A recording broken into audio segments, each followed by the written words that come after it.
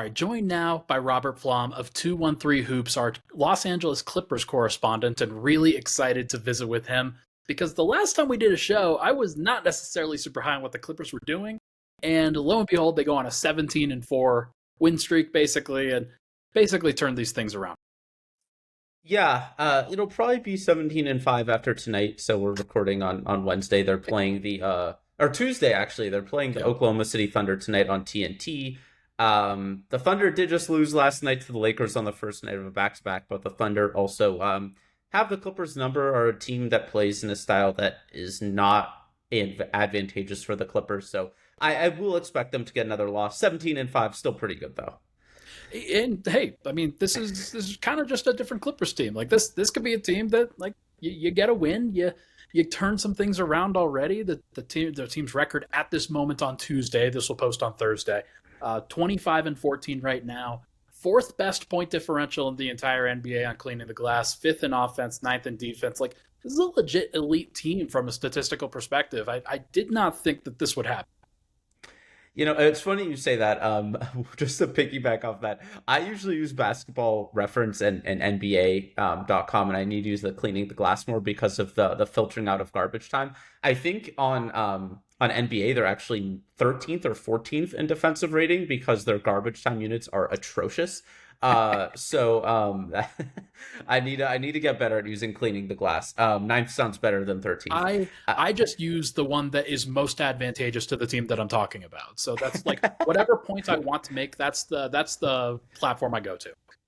Well, I'm guessing for mine, cleaning the glass probably works because the Clippers garbage time units, we don't need to spend much time on that. They're atrocious. They've given up like 15, 20-point runs to other teams on several occasions during this win streak. To make the scores look closer than they should have been, really during these blowouts. But the Clippers, as you said, are playing really, really well on both ends of the court. Of course, there are things to nitpick, things to improve upon. But for a team that looked lost to start the year and then was just playing okay with some ups and downs for another few weeks after that, to go on kind of the sustained run of a month and a half of really good play is pretty surprising. So I don't think you were, out of line with anything you said. I just think the Clippers have kind of surpassed expectations of most people. Well, I appreciate it. That's exactly the point I was going for. I was hoping you'd go to. I could never be attributed with too much negativity on this show. I do my best to try to have some positive thinking for all. Where do you want to go first? Because we could go James Harden, we could go Kawhi Leonard. There are a couple of different avenues we could go talking about different rotations and concepts that they've gone over. But which one of those guys do you think has been more, pushing the success for the Clippers so far in this run? Well, I mean, Kawhi Leonard is the best player on the team. He's been the best player on the team since he arrived. I think just about all advanced analytical, metrics, whether it be BPM or EPM or Darko or whatever, will say that Kawhi Leonard is the best player on the team.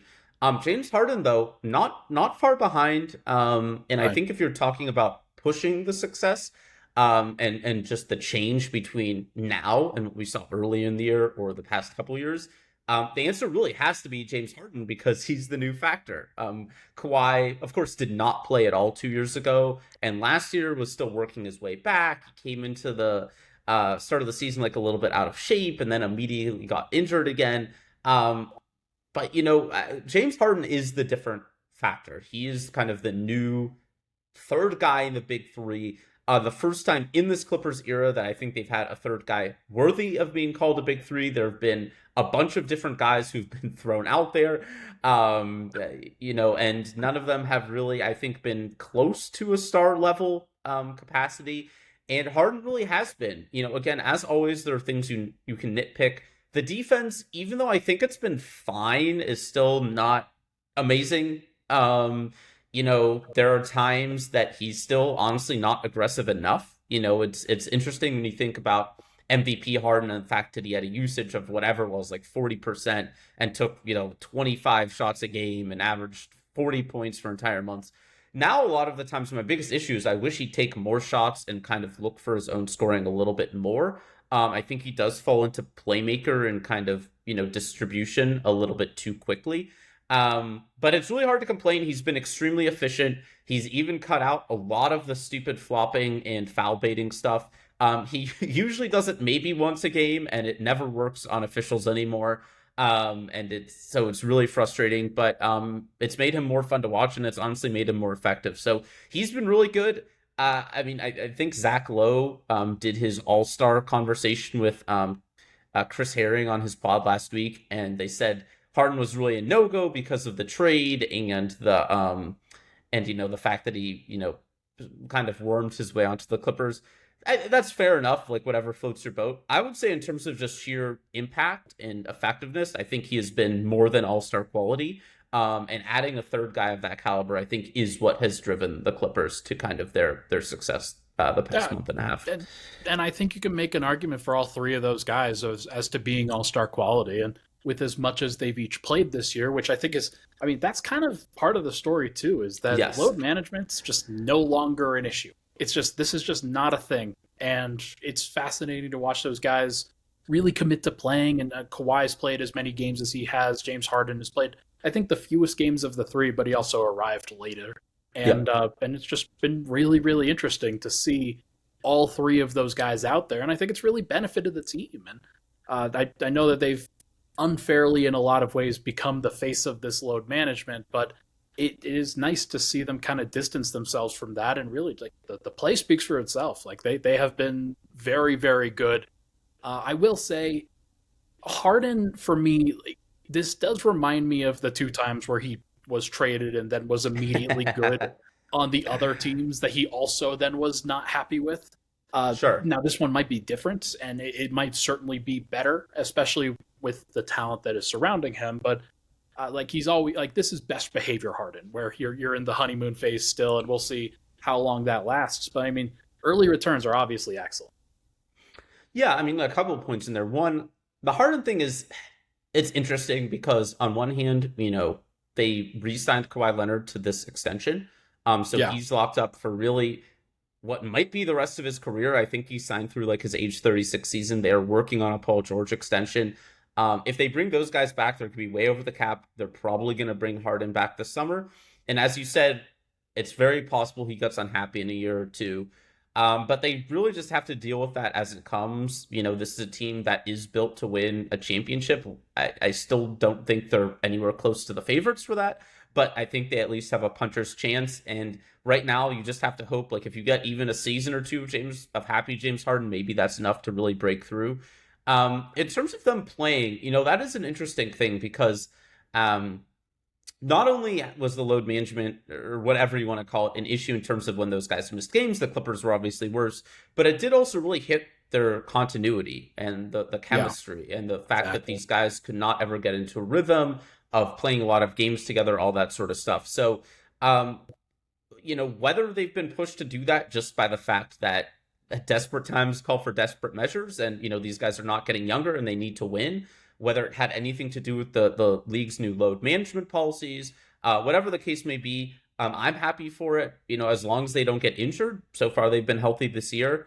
I think that it's a good thing that they're kind of going this way. My guess is as the season goes along, if the Clippers are pretty secure in their playoff standing, we'll probably see a little bit more resting thrown in here or there, but that's very common for all teams kind of down the stretch of the season. So that has been a huge help. And, I think Harden, for all the complaints about him, has generally been a workhorse. That's not something I was worried about. And actually, one of the reasons for getting him was that if the Clippers had continued with load managing Kawhi and PG, Harden could have been a guy who does play every game and does kind of carry the load there. But they've all, as you said, really played almost all the Clippers games. If anything, there have been injuries to some of the marginal players. But in terms of all-star caliber play, I think Harden has been much better than Paul George. Zach Lowe did pick, I think, Paul George as an all-star. I would, even with all the hesitancy about Harden and the demanding a trade and whatnot, if you're just basing it purely on play this year, I think Harden has been better than Paul George. Paul George, one of the streakiest players in the entire NBA, which is something else that could be a bit of a factor for this Clippers team. But yeah, I mean, all things are clicking right now. They're playing, they're healthy, and the chemistry seems to be pretty good on kind of all fronts. Love to see it. This is a good positive turnaround for the Clippers for sure. It's not something that I expected at the beginning of the year, but I think you hit the nail on the head with our last conversation. I remember you making the case for doing the Harden trade early so that you could develop this chemistry, develop this continuity. And I think that builds in and ties into a lot of this conversation that we're talking about.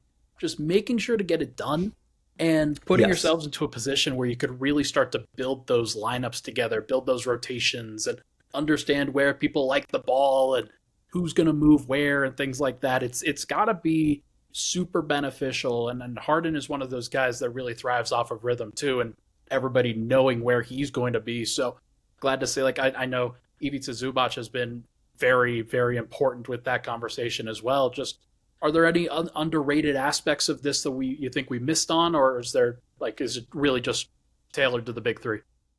A couple of things I would say. One, you mentioned Zoo. I mean, I think Zoo, he's not going to get all-star votes, and nor should he. He's not quite that good. But he's hugely important to this team. The defense, the rim protection, the rebounding. The Clippers don't have much of any of that from anywhere else on the roster. And Zoo is really good at all three of those things. He's become a much better passer. I mean, nobody will ever confuse him for Jokic or even a guy like, Isaiah Hartenstein or Domantas Sabonis. Like, he's not that level of passer, but he's gotten much better at making those quicker reads out of the short roll and moving the ball and not turning the ball over. He's a good finisher. He has those little hook and flip shots that he can get over smaller defenders on switches and stuff.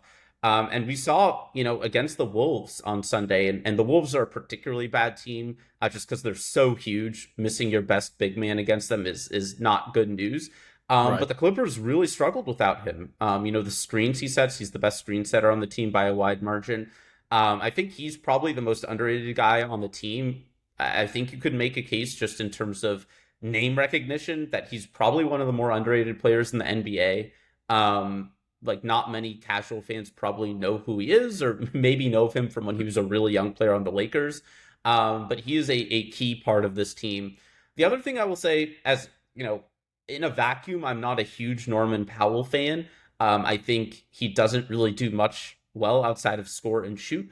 But I will say that the grouping of him with Paul George, Kawhi Leonard, James Harden, and Ivica Zubac, so him replacing Terrence Mann kind of with the rest of the starters, that grouping has been very, very good because of the additional spacing and shooting that Powell provides. It really helps space the floor. He's a guy who, in a more simplified role, where he basically either shoots or passes or attacks the rim, has improved his decision making a little bit. So there are fewer turnovers and fewer kind of questionable shots.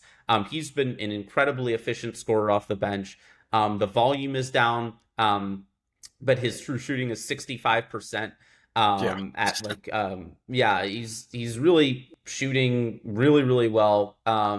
And those lineups have been fantastic. I do question in the playoffs how much Norm Powell can stick as a guy who I think can kind of be defensively pretty bad.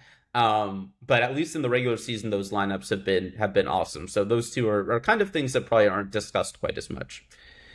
I like Zubac.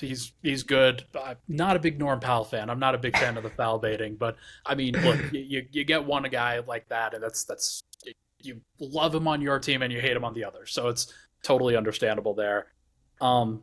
What, if anything, because we just spent a lot of time praising, what, if anything, do you still need to see from the Clippers in order to prove that they can win in the playoffs, that they can do the things that, like, maybe they're talking about doing, that maybe you think that they could do, but like still got to go through the Nuggets, still got to go through the Thunder or the T-Wolves or a team like that? I think the Clippers are clearly fourth right now in the conference, but they are on track and could potentially be even higher than that if they do what? I think there's probably still another move to make in terms of shoring up the bench. I talked about this with Law Murray of The Athletic on our pod a few days ago. Whether that player is actually going to be a rotation guy is kind of up for debate. Right now, the Clippers' ninth man is Amir Coffey, who's technically playing the power forward role, even though he's like 6'7" and like 200 pounds. Right. One of the Clippers' big weaknesses is defensive rebounding. Amir Coffey, not a great rebounder. Norman Powell, a horrendous rebounder. Um, you know, Daniel Tice, not a good rebounder for a big man because he's undersized. So Yeah. rebounding is something that like I want them to shore up, and in the playoffs, just more of Kawhi Leonard and Paul George, who are good rebounders for their positions, will help. Um, but that's one thing that I think could be better. And in terms of that backup spot, as much as I really like Amir Coffey, he's just not really a power forward. I think that, it again, improving the rebounding, improving just size and kind of toughness, I think is something the Clippers could do. And again, maybe that's not somebody who even plays over Amir Coffey like in the regular season, but just another option in the playoffs. Because right now, their other true power forward options are Kobe Brown, who's a rookie who was in the rotation for a bit and then was pulled because, quite frankly, he was really bad on defense and was not doing a ton on offense outside of spot up threes. And PJ Tucker, who was atrocious and has literally not played in a game in well over a month and a half, Yeah. not even in garbage time, and who they're shopping. So I think getting another forward, whether it be kind of like a bigger rebounding presence or even like another just spot up shooter, a guy who's been thrown around as Doug McDermott as just like a kind of bigger shooter type. I don't think he's really available, but like an Obi Toppin sort of a player off the bench could be kind of interesting. So I think just some sort of move to get kind of like a bigger forward off the bench. Maybe a trade to kind of consolidate the center spot. They have Mason Plumlee and Daniel Tice, both of whom are fine. Maybe if you can parlay one or two, both of those guys, and maybe some other asset into a kind of sturdier backup center, that could be an option. So I think, in terms of just strengthening overall rebounding, especially off the bench, is something, whether that be through trade or adjusting rotations or just frankly better effort and energy sometimes on the glass. That is something that I think, against the Wolves, who are a gigantic team, the Thunder, who are not big but are very fast and athletic and energetic, and then the Nuggets, who have Jokic, have Aaron Gordon, guys who will really attack the offensive glass at times when they want to. I think that's something that the Clippers could continue to work on throughout the season. Yeah, seems like a perfectly reasonable role. There's not a ton of need for playmakers. I mean, Bones Hallen's not really getting off the bench anymore. No. And I mean, he seems like a guy that like would be a perfect trade candidate at this point if you could sell somebody on his upside. But yeah, no, I'm curious to see what they ultimately do on the trade deadline. Last thing for you, just what are we going to be talking about in 6 weeks with this team? Is this win streak going to keep going? Like, is this still going to have to learn some things along the way? Where are you sensing this team's going? I mean, I'm going to knock on wood for no injuries. I find it very hard to believe a team as old and injury prone as this team will continue to be this healthy. I'm not necessarily, and I hope no major injuries, but like little wear and tear. They barely even had any of that this year. Like their main guys have been really healthy. The only guy who's had a long-term injury who's like even kind of in the rotation is Mason Plumlee. Sure. At some point, injuries are going to pick up a little bit. How the Clippers handle that in terms of, how minutes get distributed, how like usage gets distributed, depending obviously on who gets injured, who else kind of steps up. If it's a guard, like, do they dust off Bones Highland? If it's like one of their forwards, like, does PJ Tucker maybe get back in the mix? Would somebody like Brandon Boston or even like Jordan Miller, who's a two-way guy who's been playing amazing in the G League, like, who gets called up there? Again, I don't want to jinx them. I certainly don't think there's any injuries on the horizon. Just they've been really healthy for a team whose primary players are all in their 30s. Probably not going to hold up, even if it's just a sprained ankle or knee soreness or whatever here and there. So I am curious to see how they deal with that, as the trade deadline approaches. And again, if there is something like that, does that kind of influence their decision making at the deadline? Yeah, circumstances have been pretty good for them to be developing the chemistry, for them to figure some stuff out on the court. If one guy is kind of taken away from that, does that instill a little bit of problems? We've actually seen that with Harden teams before, so I'm curious to see where. I mean, we've seen it with the Clippers before, so I don't want to like put the cart before the horse there. But we'll see what happens. I'm not. Nobody's rooting for that. I just want to see this team kind of get to that place where you see what they are at their best form, because it's been a long time since we've seen what they are at their best, at their apex, and it would be cool to see them get to that place. Yeah, so I think that they can win. I don't know if they can beat the Nuggets, but I think they could beat just about everybody other, like every single other team in the Western Conference and potentially the NBA. Yeah, the Thunder and Wolves have their own matchup issues, and both are very good teams. But I would agree, Jokic remains the biggest obstacle in the West, and then in the East, if the Clippers get that far, they've never made a finals. Giannis and Embiid pose a lot of the same problems in terms of just sheer size and raw force. Sure. And the Celtics are just amazing and have some of the perimeter guys to match up with the Clippers. So I certainly don't think they're a favorite. I don't think they're the favorite to come out of the West or to win it all. But they are in that inner circle now, and that's about all they can hope for, I guess. All you can ask for at this stage. He is Robert Flom of 213 Hoops, covering the LA Clippers for the Alley Oop here. Robert, thank you so much for stopping by, man. Let's chat again in about 6 weeks, all right? Thanks, Ryan.